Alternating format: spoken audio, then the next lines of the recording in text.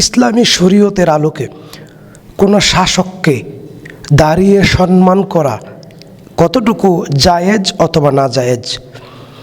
রাসূলুল্লাহ সাল্লাল্লাহু আলাইহি ওয়াসাল্লামের চাইতে শ্রেষ্ঠ সম্মানিত মানুষ এই পৃথিবীতে কখনো ছিল না, থাকবে না। রাসূল সাল্লাল্লাহু আলাইহি ওয়াসাল্লাম পৃথিবীর সবচেয়ে সম্মানিত মানুষ। রাসূল সাল্লাল্লাহু আলাইহি ওয়াসাল্লাম বলছেন, যে ব্যক্তি আনন্দ পায়, যে ব্যক্তি উৎসাহিত হয়, তাকে কেউ দাঁড়িয়ে সম্মান করুক।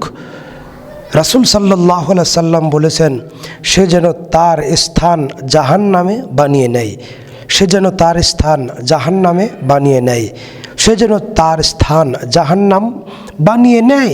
আবু দাউদ, তিরমিজি, মিশকাতের 4699 নম্বর সহিহ হাদিস।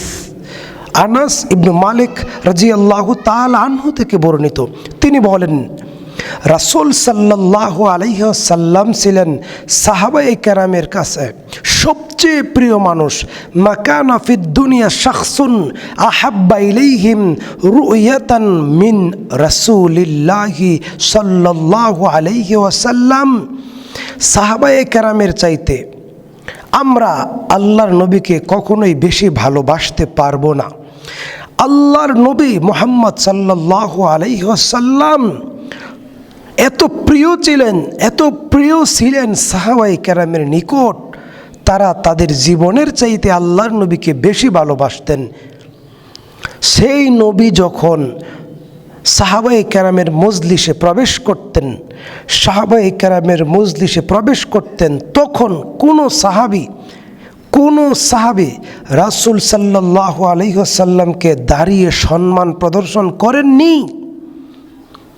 আল আদাবুল মুফরাদ 946-47 নম্বর হাদিস।